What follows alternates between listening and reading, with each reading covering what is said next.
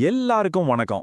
மரணத்துக்கு அப்புறம் என்ன நடக்கும்னு நினைச்சா நமக்குள்ள எப்பவுமே ஒரு மர்மம், சில சமயம் ஒரு சின்ன பயம் கூட இருக்கும் இல்லையா? ஆனா ஒரு நிமிஷம் யோசிச்சு பாருங்க, நம்ம வாழ்க்கைங்கிறது ஒரு பெரிய வீடியோ கேம்னா எப்படி இருக்கும்? ஆமா, வாழ்க்கைங்கிறது ஒரு பிரபஞ்ச விளையாட்டு. மரணங்கிறது கேம் ஓவர் கிடையாது. அது வெறும் அடுத்த லெவலுக்கான ஒரு நுழைவு வாயில் மட்டும்தான். யோசிச்சு பாருங்க, நம்ம செய்யற ஒவ்வொரு காயத்துக்கும் பாயிண்ட்ஸ் கிடைக்கும். ஒவ்வொரு கட்டத்திலையும் புது புது சேலஞ்சஸ் வரும். கடைசில ஜெயிக்கிறதுக்கு ஒரு அல்டிமேட் கோல் இருக்கும். அப்படி ஒரு ஆட்டம் தான் நம்ம வாழ்க்கை. சரி, இவ்ளோ பெரிய ஒரு ஆட்டத்தை விளையாடணும்னா அதுக்கு ஒரு ரூல் புக் வேணும் இல்லையா? ஒரு பிளேயர்ஸ் கைடு கண்டிப்பா தேவை. அந்த அதிகாரப்பூர்வமான வழிகாட்டி தான் நம்ம கருட புராணம். மரணத்துக்கு பிறகான அந்த பயணத்தோட எல்லா ரகசியங்களையும் எல்லா விதிகளையும் நம்ம இப்போ இந்த வழிகாட்டியை வச்சு தான் தெரிஞ்சுக்க போறோம். ரெடியா? வாங்க கேமை ஸ்டார்ட் பண்ணலாம். ஓகே, இந்த காஸ்மிக் கேமோட ரூல் ரொம்ப சிம்பிள். நாம இப்போ வாழ்ந்துட்டு இருக்கிற இந்த வாழ்க்கை இருக்கே, இதுதான் ஃபைனல் கேம்க்கான ஒரு ட்ரைனிங் கிரவுண்ட். இங்க நாம எடுக்கிற எவ்வளவு முடிவும், செய்யற ஒவ்வொரு சின்ன விஷயமும் நம்மளோட ஃபைனல் ஸ்கோரை முடிவு பண்ண போற ரொம்ப ரொம்ப முக்கியமான டேட்டா பாயிண்ட்ஸ். இந்த கேமோட கோர் மெக்கானிக் என்ன தெரியுமா? அதுதான் கர்மா. இதை நம்ம ஆன்மாவோட யூனிவர்சல் ஸ்டாட் ட்ராக்கர்னு கூட சொல்லலாம். நீங்க செய்யற ஒவ்வொரு நல்ல விஷயம், கெட்ட விஷயம் எல்லாமே ஒரு டேட்டா பாயிண்டா உங்க அக்கவுண்ட்ல சேவ் ஆகிட்டே இருக்கும். இந்த பாயிண்ட்ஸ் தான் உங்க கேரக்டரோட பவரையும் நீங்க அடுத்து எந்த லெவலுக்கு போவீங்கங்கிறதையும் முடிவு பண்ணும். சரி, இந்த பாயிண்ட்ஸ் எல்லாம் யார் கணக்குல வச்சுக்கிறாங்க? இவ்ளோ துல்லியமா இது எப்படி ரெக்கார்ட் ஆகுது? அதுக்குன்னே ஒரு காஸ்மிக் கேம் மாஸ்டர் இருக்காரா? அவர்தான் சித்ரகுப்தன், இந்த பிரபஞ்ச விளையாட்டோட சூப்பர் அட்மின். நம்ம மனசுல நினைக்கிறது, வாயால பேசுறது, உடம்பால செய்யறதுன்னு ஒரு சின்ன டேட்டாவை கூட அவர் மிஸ் பண்ணவே மாட்டார். நம்ம ஒவ்வொருத்தருக்கும் ஒரு டீடைல்டான கர்மா அக்கவுண்ட்டை மெயின்டைன் பண்ணிட்டு வர்றாரு. சோ அவர்கிட்ட இருந்து எதையுமே மறைக்க முடியாது. சித்ரகுப்தனோட அந்த லெட்ஜரை ஒரு மாடர்ன் டிஜிட்டல் டேஷ்போர்டு மாதிரி கற்பனை பண்ணி பாருங்களேன். ஒரு பக்கம் புண்ணிய புள்ளிகள், அதாவது நம்ம மெரிட் பாயிண்ட்ஸ். இன்னொரு பக்கம் பாவ புள்ளிகள், அதாவது நம்ம சின் பாயிண்ட்ஸ். இப்போ பசியோட இருக்கிற ஒருத்தருக்கு நீங்க சாப்பாடு கொடுத்தீங்கன்னா உங்க மெரிட் ஸ்கோர் ஏறும். அதே நேரம் ஆன்லைன்ல ஒருத்தரை காயப்படுத்தினா உங்க சின் ஸ்கோர் கூடும். எல்லாமே ரொம்ப கிறிஸ்டல் கிளியரா டிஜிட்டலா ட்ராக் செய்யப்படுது. இந்த உலக வாழ்க்கைங்கிற லெவல் முடிஞ்சதும் ஆன்மாவோட அடுத்த அட்வென்ச்சர் ஆரம்பமாகுது. இது ஒரு ரொம்ப நீளமான சவால்கள் நிறைஞ்ச ஒரு குவெஸ்ட். மரணத்துக்கு பிறகு நம்ம ஆன்மா போற முதல் முக்கியமான பயணம் இதுதான்.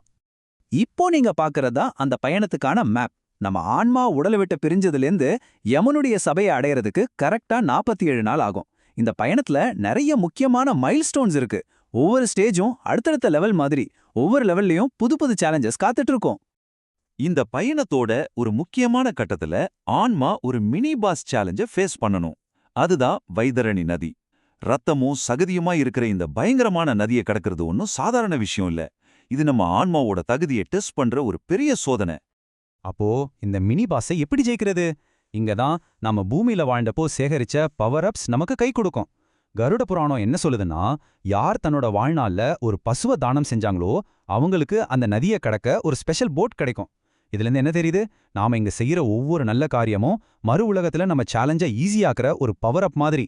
47 நாள் பயணம் முடிஞ்சு யமசபை அடைஞ்சதுக்கு அப்புறம்லாம் நிஜமான பாஸ் ஃபைட் ஆரம்பாகுது. ஆனா இது வெறும் தண்டனை கொடுக்குற இடம்னு மட்டும் நினைச்சிடாதீங்க. இது நம்ம கர்ம கணக்குகளை ஆடிட் பண்ணி நம்ம ஆன்மாவை ரீசெட் பண்ற ஒரு காஸ்மிக் ரீபூட் சென்டர்.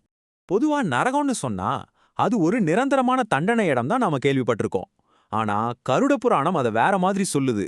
அது ஒரு கர்மா ரீபூட் சென்டர். அதாவது ஆன்மா தன்னோட தப்புகளை உணர்ந்து தன்னைத்தானே சுத்தப்படுத்திக்கிட்டு அடுத்த லெவலுக்கு ரெடி ஆகிற ஒரு தற்காலிகமான இடம். அது ஒரு நிரந்தர ஜெயில் கிடையாது.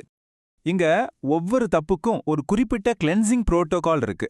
உதாரணத்துக்கு, விலங்குகளை கொடுமைப்படுத்தினவங்க கும்பிபாகம்ங்கிற இடத்துல கொதிக்கிற எண்ணெயில போடப்படுவாங்க. இதோட நோக்கம் பழி வாங்குறது இல்ல, அவங்க செஞ்ச செயலோட வழியை அவங்களே உணர வைக்கிறது தான். இதுதான் பிரபஞ்சத்தோட காஸ் அண்ட் எஃபெக்ட் விதி. இந்த ஆடிட்டோட கிளைமேக்ஸ் யமதூதர்களோட சந்திப்பு. இதுதான் ஃபைனல் பாஸ் ஃபைட். இங்க உங்க பணமோ பதவியோ உடம்பு பலமோ எதுவுமே உதவாது. நீங்க இந்த உலகத்துல வாழ்ந்தப்போ சம்பாதிச்ச நல்ல குணங்களும் புண்ணியங்களும் மட்டும்தான் உங்களை காப்பாத்துற ஒரே ஆயுதம். இந்த பாஸ் ஃபைட்டை முடிச்சதுக்கு அப்புறம் ஆன்மா முன்னாடி 2 ஆப்ஷன்ஸ் வைக்கப்படும். ஒன்னு, நியூ கேம் பிளஸ் மோடு மாதிரி திரும்பவும் ஒரு பிறவி எடுத்த இந்த ஆட்டத்தை கண்டினியூ பண்றது. இல்லனா இந்த கேம் சைக்கிள்ல இருந்தே முழுசா வெளியேறி விடுதலை அடையிறது. சொர்க்கங்கிறது நாம சேர்த்த புண்ணியத்துக்காக கிடைக்கிற ஒரு தற்காலிக விஐபி வெக்கேஷன் மாதிரி தான். நம்ம புண்ணிய பாயிண்ட்ஸ் காலியானதும் திரும்பவும் இந்த கேமுக்குள்ள வந்தாகணும். ஆனா மோட்சம் அப்படி இல்ல. அது இந்த பிறவிச் சுழற்சியிலிருந்தே நிரந்தரமா வெளியேறது. அதுதான் இந்த கேமோட உண்மையான அல்டிமேட் வின். இந்த மொத்த ப்ராசஸையும் தாண்டி நேரா விண்ஸ்கிரீனை பார்க்கறதுக்கு ஏதாவது ஷார்ட்கட் இருக்கான்னு கேட்டா ஆமா இருக்கு. உண்மையான பக்தி, எந்த பலனையும் எதிர்பார்க்காம செய்யற நல்ல காரியங்கள், அப்புறம் தன்னை பத்தின முழுமையான ஞானம், இது மூணும் தான் அந்த அல்டிமேட் ஸ்கிப் பட்டன்ஸ். இது உங்களை நேரா விடுதலைக்கு கூட்டிட்டு போகும். இந்த கேம்ல ரொம்ப ரொம்ப முக்கியமான ஒரு மொமெண்ட் இருக்கு. அது அந்திம ஸ்மிருதி. அதாவது நம்மளோட கடைசி நிமிஷத்துல வர எண்ணம். அதுதான் நம்ம வாழ்க்கையோட ஃபைனல் சேவ் பாயிண்ட். நீங்க உங்க வாழ்க்கை முழுசும் எதுக்காக பிராக்டிஸ் பண்ணீங்களோ அதோட மொத்த சாரமும் அந்த ஒரு நொடியில வெளியே வந்து உங்க அடுத்த பயணத்தோட ஸ்டார்டிங் பாயிண்ட்டை முடிவு பண்ணும். சரி, இந்த ஃபைனல் கேமுக்கு நம்மள இப்பவே எப்படி தயார்படுத்திக்கிறது, நம்ம மெரிட் பாயிண்ட்ஸை டெய்லி எப்படி ஏத்துறது, அதுக்கான ஒரு சிம்பிள் ட்ரைனிங் பிளான் இதோ உங்களுக்கான 5 டெய்லி குவெஸ்ட்ஸ். 1. ஒவ்வொரு காலையிலையும் ஒரு நல்ல எண்ணத்தோட நாளை தொடங்குங்க. 2. பறவை, விலங்குன்னு எல்லா உயிர்கள் மேலேயும் கருணை காட்டுங்க. 3. உங்க பேச்சுல உண்மையையும் அன்பையும் மட்டும் வச்சுக்குங்க. 4. சின்னதா இருந்தாலும் பரவாயில்ல, தினமும் ஏதாவது தானம் பண்ணுங்க. கடைசியா 5. ஒரு சில நிமிஷமாவது அமைதியா உட்காந்து உங்க மனசை கவனிங்க. இந்த சின்ன சின்ன பயிற்சிகளே உங்க கர்மா அக்கவுண்ட்ல பெரிய இம்பாக்டை உருவாக்கும். நல்லா ஞாபகம் வச்சுக்குங்க, இந்த ஆட்டத்தை சூப்பரா விளையாட நமக்கு கிடைச்சிருக்கிறது இந்த ஒரு வாழ்க்கை தான். இதை நாம எப்படி பயன்படுத்துறோங்கிறதுல தான் எல்லாமே இருக்கு. நம்ம கடைசி நிமிஷத்து எண்ணம் ஒரு விதை மாதிரி.